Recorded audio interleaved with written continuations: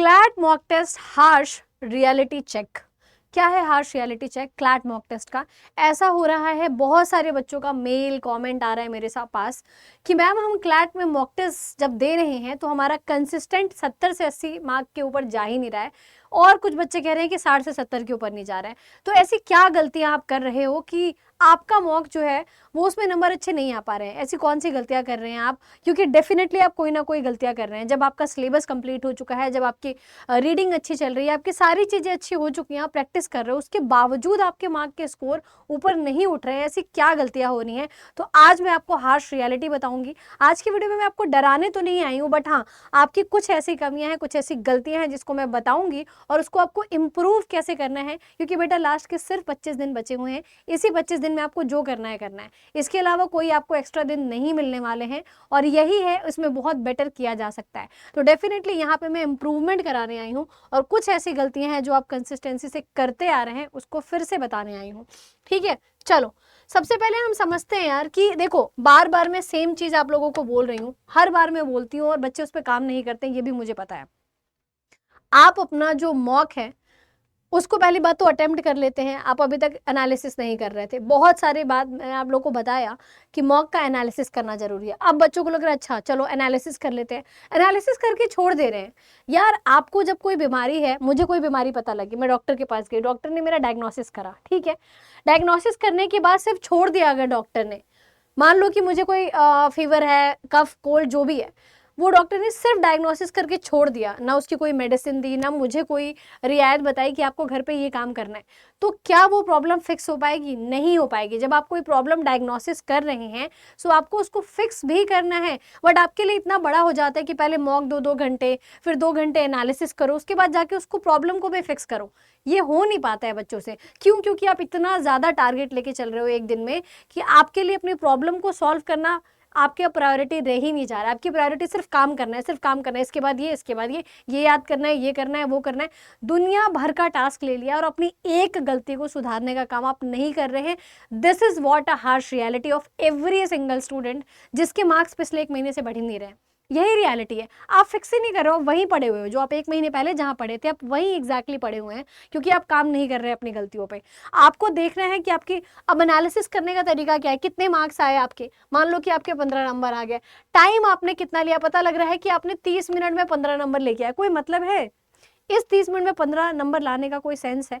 Accuracy पता लग रहा है कि यहाँ पर मेरी 50% की एक्यूरेसी है, ठीक है। एरर्स में जो चीज़ें मेरी बहुत नॉर्मल है, जो चीज़ें मुझे आती हैं उसमें भी मैं गलतियां कर रहा हूँ, वो एरर को कैसे इंप्रूव करोगे बेटा? टाइम आपको कम करना पड़ेगा। अगर आप 15 क्वेश्चन लेकर के आ रहे हैं, 15 नंबर लेके आ रहे हैं आप 30 मिनट में, तो आप अपना टाइम बर्बाद कर रहे हैं बेटा। इस चीज़ को आप ध्यान रखिए। Same goes with every single subject. तो आपको मार्क्स कितना स्कोर करा, आपने टाइम कितना दिया है, किस कॉस्ट पे आपका कितना नंबर आ रहा है, ये देखना बहुत जरूरी है। एक्यूरेसी बार बार बोल रही हूँ बेटा, अब तो टाइम बचा भी नहीं है कि 95% की अक्रॉक्स आपकी जो है कि आपकी एक्यूरेसी होनी चाहिए। माइनस मार्किंग है, और कुछ बच्चे तो आधे घंटे में एनालिसिस करके खत्म कर दे रहे हैं। बेटा ऐसा कौन सा सुपर पावर, कौन सा च्यवनप्राश खा रहे हो तुम लोग कि आधे घंटे में तुम्हारा एनालिसिस हो जा रहा है? पॉसिबल ही नहीं है। जहां पर आप आधे घंटे में 15 क्वेश्चन कर पा रहे हैं, वहां पे आप आधे घंटे में 120 क्वेश्चन का एनालिसिस कर ले रहे हैं। एनालिसिस का मतलब क्या है? प्रॉपर उसको डायग्नोस करिए, तब आप उसकी प्रॉब्लम को सॉल्व, और सिर्फ डायग्नोस करके छोड़ दे रहे हो। क्यों? क्योंकि मैम बहुत सारा काम है, ये भी पढ़ना है, वो भी पढ़ना है, तो इसका हम फिक्स कैसे करें प्रॉब्लम को? बेटा आप एक प्रॉब्लम को फिक्स करेंगे ना, तो आप आने वाले हर मॉक में 2 नंबर बढ़ा रहे होंगे। अगर 2 प्रॉब्लम को फिक्स कर रहे होंगे तो 4 नंबर बढ़ा रहे होंगे। ये बात को समझने की कोशिश करिए। नंबर नहीं बढ़ेगा अगर आप उस प्रॉब्लम को सॉल्व नहीं करेंगे। तो हर एक सब्जेक्ट के साथ आपको ऐसे ही चलना है। देख लो अपना क्या है। अब है कि identify which section pulling you down. अब आपको सेक्शन आप आइडेंटिफाई करेंगे कि एक्चुअली में क्या दिक्कत आ रही है। सेक्शन वाइज देखो कि मेरे इंग्लिश में क्या प्रॉब्लम आ रही है, कौन सा सेक्शन मेरा बढ़िया चल रहा है। कि लॉजिकल में तो मैम 22 क्वेश्चन आ रहे हैं तो 20 तो मैं सही कर ले रहा हूँ, बढ़िया है। अगर 22 में से 20 क्वेश्चन आप कर लेना है, बहुत ही बढ़िया है, मस्त है, मतलब बढ़िया चल रहा है आपका, सब कुछ सही चल रहा है, ठीक है। लेकिन पता लग रहा है कि मैं जो है कि सेक्शन में 25 मिनट भी दे रहा हूँ और 15 नंबर आ रहे हैं मेरे, कोई सेंस नहीं है इस चीज का, ठीक है। कौन अब वहां पर क्यों नहीं आ रहा है? कॉन्सेप्चुअल मिसअंडरस्टैंडिंग हो रही है क्या? पहले ये देखो।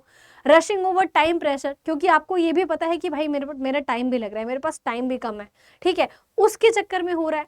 केयरलेस एरर है, जिसको मैं सिली मिस्टेक हमेशा बोलती हूँ, वो कर रहे हैं आप, कि आप ऑप्शन नहीं एलिमिनेट कर पा रहे हैं। नॉट रिगार्डिंग क्वेश्चन, आप क्वेश्चन को रीड ही नहीं कर रहे हैं पूरा, आधा आधा ऊपर से पढ़ के निकल जा रहे हैं। बहुत बार ये काम करते हैं बच्चे स्ट्रेंथन एंड वीकेंड वाले क्वेश्चन में, या फिर आप जो है कि एरर डिटेक्शन इंग्लिश में कर रहे होते हैं, या क्यूटी में आप क्या कर रहे होते हैं, कैलकुलेशन कर रहे होते हैं, और वहां पर 56 की जगह पर आपने 65 लिख दिया, ऐड कर दिया, गलत आ गया number. Same goes with your legal also, ठीक है। तो ये चीज का आप ध्यान रखिए कि रीडिंग आप पूरी तरीके से करें क्वेश्चन को। Focus over accuracy, always always always बोलती आई हूँ मैं बेटा, हमेशा बोलते आई हूँ कि अगर आप 100 क्वेश्चन अटेम्प्ट कर रहे हैं, ठीक है, 80% एक्यूरेसी से, ये है आपका क्वेश्चन और ये है आपकी एक्यूरेसी, ठीक है, तो आपके कितने नंबर आएंगे बेटा? 80 में, मतलब 20 क्वेश्चन आपने गलत कर दिए, मतलब यहाँ से 4 नंबर माइनस हो गए। 100 क्वेश्चन में से 4 नंबर आपके और क्या हो गए, माइनस हो गए, और 20 क्वेश्चन आपने गलत करा था, तो 20 तो पहले वहां से माइनस हुए, मतलब 80 हुआ। 80 में से और 4 माइनस करेंगे तो मार्क्स कितने आए आपके? 76 मार्क्स आ गए, 76 मार्क्स आए। वही अगर आप 80 क्वेश्चन करते हैं, एक्यूरेसी आपकी 100% रहती है, तो आपके मार्क्स कितने आएंगे? 80 आएंगे। देख रहे हो, this is the power of accuracy. और यहाँ पर 100 क्वेश्चन करने में जितना टाइम आपने लगाया, उससे कम टाइम में आपका 80 क्वेश्चन होगा, और 80 नंबर भी मिल रहे हैं 20 क्वेश्चन कम अटेम्प्ट करके। देख रहे हो, 20 क्वेश्चन आपने कम अटेम्प्ट करे, और आपके 20 क्वेश्चन ज़्यादा अटेम्प्ट करके भी 76 नंबर, और 20 क्वेश्चन कम अटेम्प्ट करके भी 80 नंबर आ रहे हैं। ये है एक्यूरेसी का पावर, जो बार बार समझाने की कोशिश कर रही हूँ मैं। इसके बाद बात करते हैं हर एक सेक्शन को अब बेटर कैसे करा जाए। मैम आपने प्रॉब्लम तो बता दी, अब मुझे बताइए कि हर एक सेक्शन को मैं बेटर कैसे करूँ। डेली आपको 3 से 4 पैसेज लगाना है, या तो आप मॉक दीजिए, या तो पास्ट मॉक के मटेरियल को यूज़ करिए, एज अ मटेरियल यूज़ करिए, कि कल मैंने एक मॉक दिया था, आज सेम क्वेश्चंस को मैं रिवाइज कर लेता हूँ, ठीक है। Don't overthink legality, stick to the principle, fact and conclusion pattern. इसी पैटर्न पर आपको लीगल को पढ़ना है, इसी पैटर्न पे आपको लीगल के क्वेश्चंस लगाने हैं, और हमेशा अपने पास्ट मॉक को ही एज अ कंटेंट यूज किया करो। करंट अफेयर में क्या करना है? क्वालिटी पे काम करना है, क्वांटिटी पे काम नहीं करना है, कि पता लग रहा है कि जनवरी का करंट अफेयर पढ़ रहा हूँ तो 4 लोगों से पढ़ लिया, फरवरी का पढ़ रहा हूँ तो 5 सोर्स से पढ़ लिया। नहीं, 1 या 2 सोर्स पकड़ो और उसको 4 बार रिवाइज करो, बस इतना ही करना है आपको, ठीक है। मंथली कंपेरिजन पे आपका सारा फोकस होना चाहिए। अब नवंबर के मंथ में डेली आप जो है कि या वीकली छोड़ दीजिए। आगे चलते हैं, 1 पेजर क्विक रिवीजन शीट, यानी कि क्विक रिवीजन शीट होना चाहिए events, awards and legal news का। आप एक क्विक रिवीजन बना लीजिए और ये करते जाइए। लास्ट 2 मंथ, मई नवंबर को बेटा एकदम ऐसे, मतलब आप सोचो कि आप कंज्यूम कर गए हो, इस तरीके से आपको करना है। मई से लेकर के नवंबर बहुत इंपॉर्टेंट है, लेकिन लास्ट के 2 महीने यानी कि नवंबर और अक्टूबर का तो एक भी न्यूज़ आपसे मिस नहीं होना चाहिए, और कम से कम 3 से 4 बार आप कर डालो, ठीक है। मई से नवंबर ही करो, मत करो 12 महीने का, मत करो जनवरी फरवरी मार्च अप्रैल, करो ही मत, या उसका सारा इकट्ठा करके एक कर लेना बस, ठीक है। लॉजिकल रीजनिंग में क्या करना है मैम? लॉजिकल में आपको क्लैट स्टाइल, एलसेट स्टाइल, कम से कम 1 से 2 पैसेज लगाने हैं, और अगर आपको कोई नया पैसेज नहीं मिल रहा है तो पुराने मॉक को ही एज अ पैसेज यूज करिए, ठीक है। और आपको कॉमन लॉजिकल मिस्टेक्स की बुक बनानी है।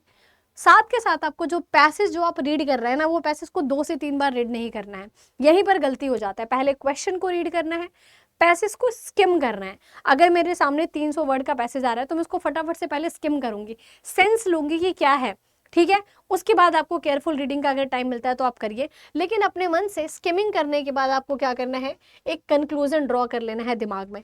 इंग्लिश के साथ क्या करना है? Inference and tone based questions लगाने हैं, एग्जाम में 100% आएगा यहाँ से, ठीक है। अब बात करते हैं हम लोग क्वांटिटेटिव एप्टीट्यूड में। अगर आपको क्वांट्स में कुछ भी नहीं आता है अच्छे से, तो ratio, percentage, average and profit and loss, इसकी डीआई डेली लगा डालो, कुछ मत करो एक्स्ट्रा, कुछ भी आपको एक्स्ट्रा करने की जरूरत ही नहीं है।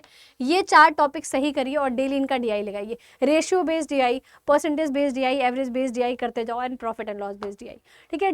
डेली 2 करिए। अगर आपका 10 क्वेश्चन आता है ना बेटा, तो 5 क्वेश्चन तो आपके कहीं नहीं गए हैं सॉल्व करने के लिए। तो ये सारा काम आपको करना है। और टाइम मैनेजमेंट का टिप्स मैं दे दूं तो एक ऑर्डर सेट कर लो, ठीक है, कि आज आपने मॉक दिया तो पहले आपने लीगल करा, फिर जीके जीएस करा, थोड़ा लेंदी, फिर थोड़ा इजी। अब लीगल आपका फैक्ट बेस्ड है, फिर भी थोड़ा लेंदी है। जीके जीएस में क्या होगा? जो आ रहा है वो आ रहा है, जो नहीं आ रहा है वो नहीं आ रहा है, तो ज्यादा दिमाग पे जोर नहीं पड़ेगा। इंग्लिश करोगे, देन लॉजिकल, देन क्वांट्स करिए, अगर आपके लिए वर्क करता है तो। नहीं तो आप कोई और पैटर्न पकड़ लो, बट उस पैटर्न से स्टिक रहो, इधर उधर भागते नहीं रहो, ठीक है, इधर उधर भागते नहीं रहो पूरे मॉक में, वहां पे टाइम वेस्ट हो जाता है।